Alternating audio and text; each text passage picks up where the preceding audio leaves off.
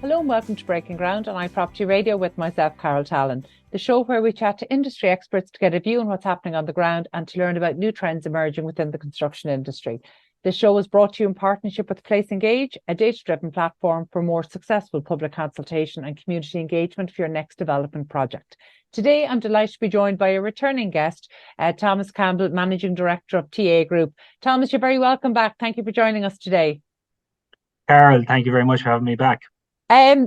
Thomas, I'm delighted we've had a chance to catch up because previously when we spoke, we've mentioned a few projects and it's always good to check in and see how those projects are going. But for anybody not familiar with TA Group, you might just give a little introduction to the company and to your team there and just maybe chat a little about some of the projects that you're working on right now. Yeah, perfect. So TA Group, we're set up as an integrated design team serving mainly the public sector and the local authorities to deliver their social housing projects. So we're a team of architects, civil and structural engineers, quantity surveyors, project managers, assigned certifiers for the delivery of housing projects. So we work with local authorities right across the country. We also work with the Coilse on some projects they have, the Department of Education, the OPW, and we do a little bit in the water and wastewater sector also. Okay, that's a wide remit. So let's break down that. Obviously, we'll start with housing because that's not only that we're still facing into this chronic undersupply, but in terms of delivery, the stats for delivery this year, we're still falling just shy of targets, but the likelihood of increasing capacity for next year is definitely coming into question. So you might just talk to us a little bit about some of the residential projects. Is it social or private, or what are you working on right now? So it's predominantly social housing projects. We are involved in one private project that I might circle back to, based in Dublin. But yeah, predominantly social housing projects. So we work a lot with Wicklow, Carlow, Laois County, Kildare, Roscommon, Mayo, and Limerick County Council. So we're on various frameworks with those local authorities. So it ranges from being appointed as, say, solely as a civil and structural consultant or QS or assigned certifier, all the way up to providing a fully integrated design team. I suppose that's the advantage of what we do, and the concept behind setting up the business as a one-stop shop, that we can provide all the services in-house.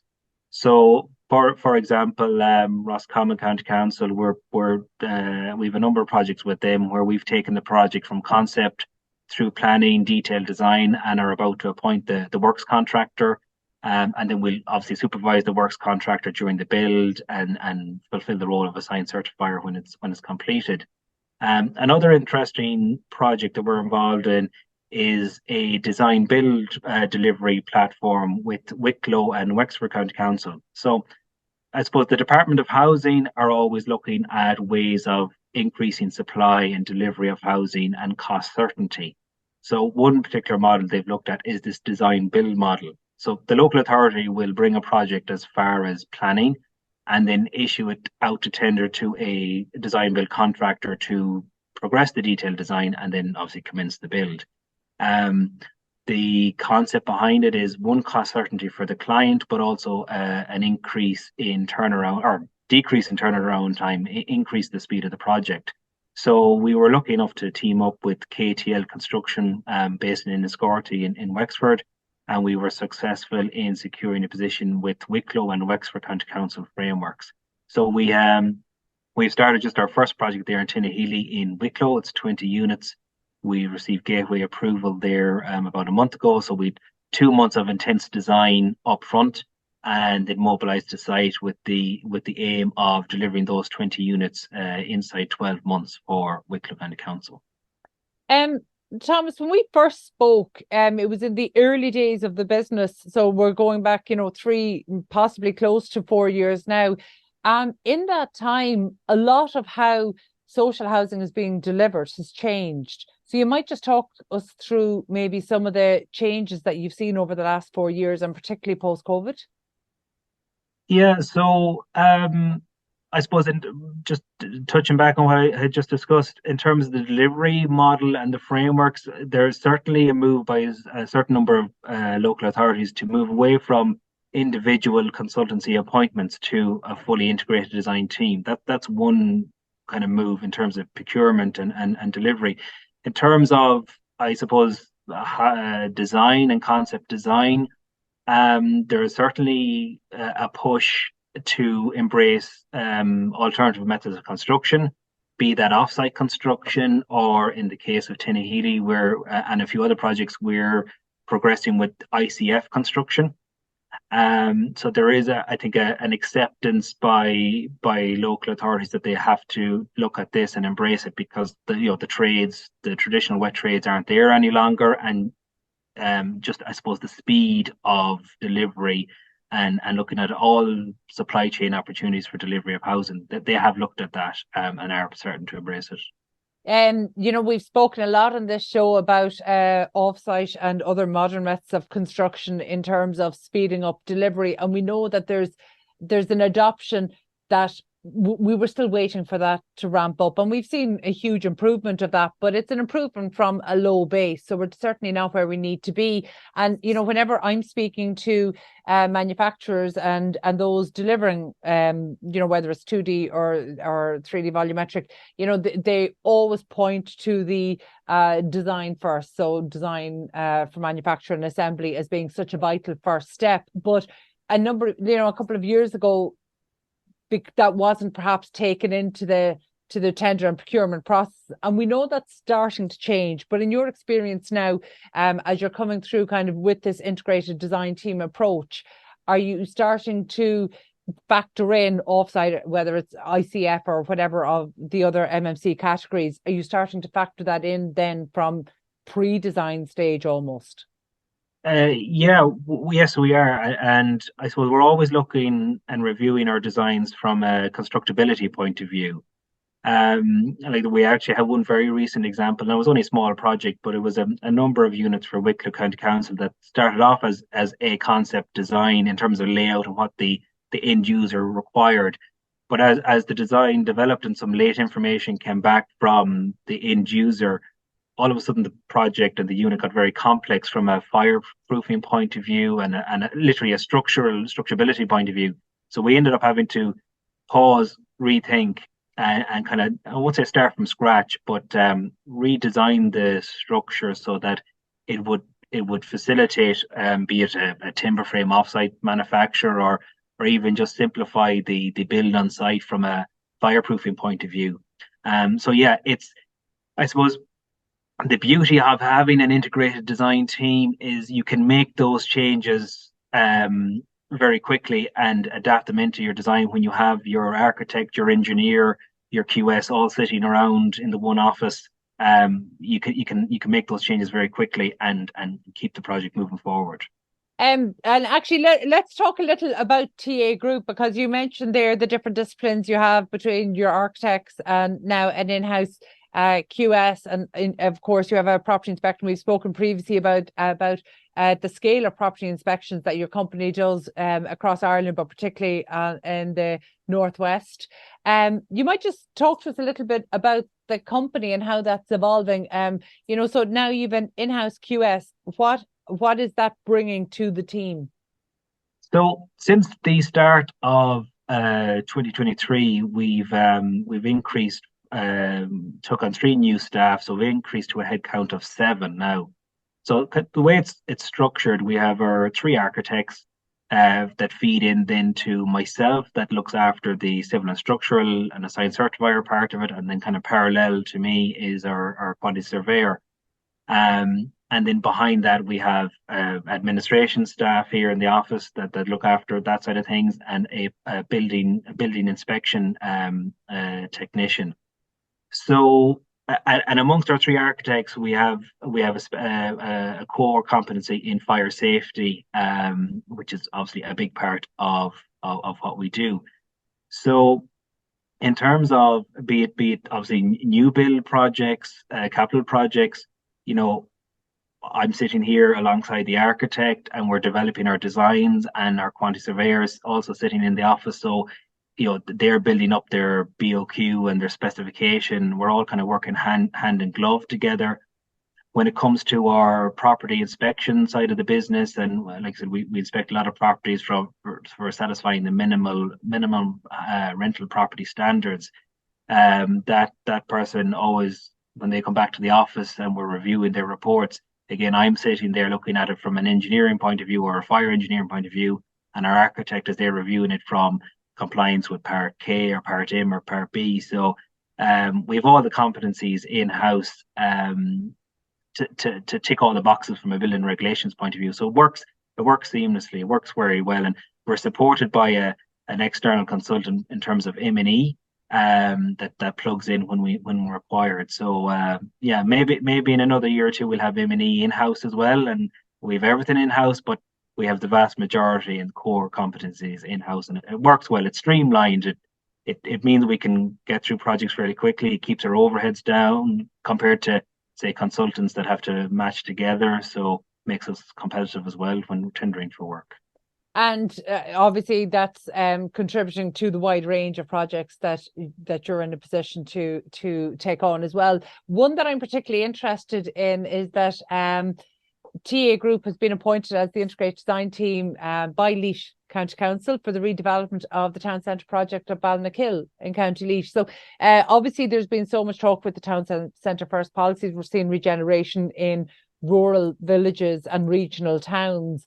It's a really exciting time. It seems to be a good time for towns to take on funding. We're seeing new regeneration officers appointed by most county councils. So it's a really interesting time for place regeneration. Talk to us a little bit about this project.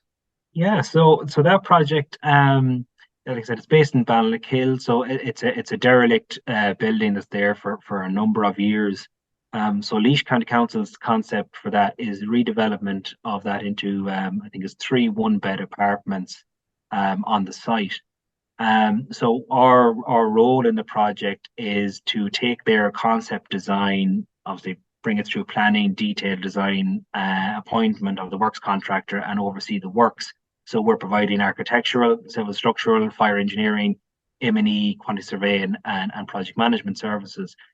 Now, I suppose we've done 1 or 2 of these projects already. We've done something similar with Roscommon County Council. We have 2 there. We have 1 project with Carol County Council, and we have 2 projects, actually 3 projects with Limerick County Council.